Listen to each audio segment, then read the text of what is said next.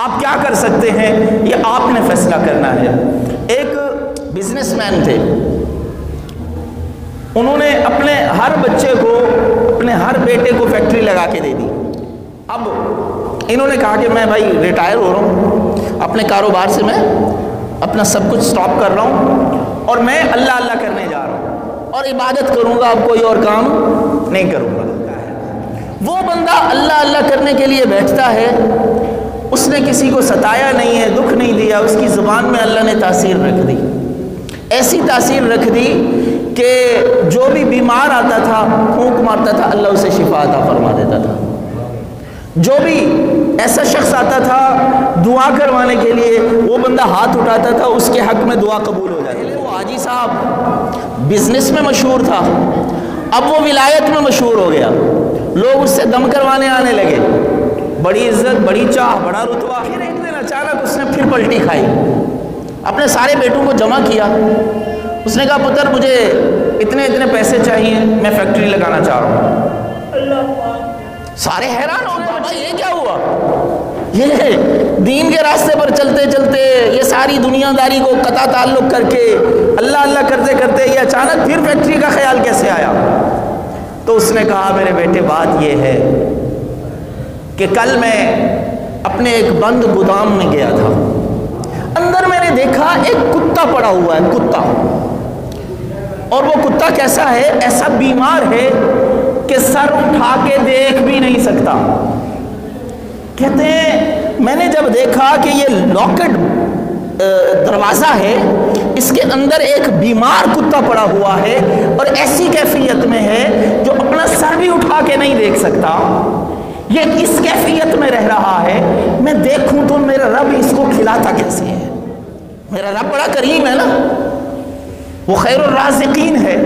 میں یہ دیکھنے کے لیے وہیں کرسی ڈال کے بیٹھ گیا کہ میرا رب اس کتے کو رزق کہاں سے دیتا ہے۔ میں نے دروازہ بند کر دیا جیسے بند تھا اور وہاں بیٹھ گیا کرسی ڈال کے۔ کہتے ہیں میں بیٹھا رہا، رات کو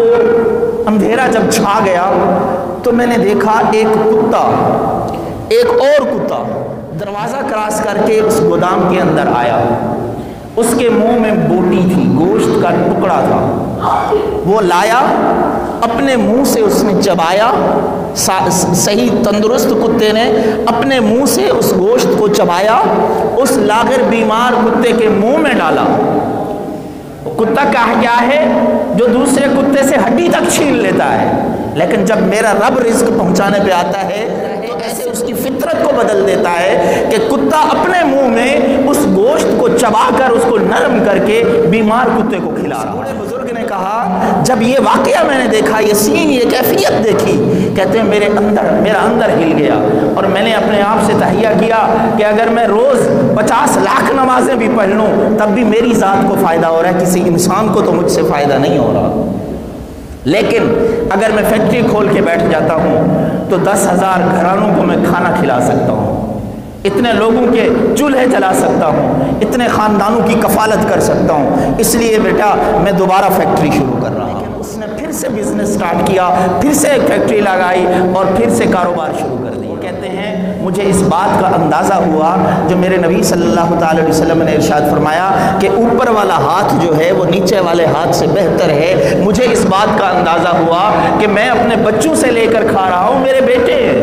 اس سے مجھے کوئی فرق نہیں پڑتا، لیکن اگر میں بزنس کرتا ہوں، میں کاروبار کرتا ہوں، میری وجہ سے کچھ گھرانے چل جاتے ہیں تو یہ میرے لیے اعزاز کی بات ہے، یہ میرے لیے احترام کی بات ہے۔ تو پوائنٹ آج کا آپ کے سامنے یہ رکھنا چاہ رہا ہوں کہ آپ کون سا پرزہ ہے معاشرے کا؟ معاشرے کا کون سا پرزہ آپ ہیں کہ معاشرے کے کام آ رہے ہیں؟ کون سے کام آ رہے ہیں؟ لوگوں کو خوشیاں دے رہے ہیں، لوگوں کو عزتیں دے رہے ہیں، لوگوں کے کام آ رہے ہیں، کسی کی رکاوٹ کو دور کر رہے ہیں، کسی کے لیے بزنس کا راستہ ہموار کر رہے ہیں، کسی کے لیے تعلیم کا راستہ ہموار کر رہے ہیں۔ کیا کام آپ کر رہے ہیں معاشرے میں؟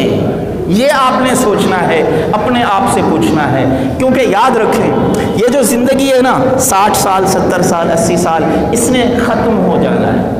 اس کے بعد ایک اور زندگی ہے اسی دھرتی پر، اسی دنیا میں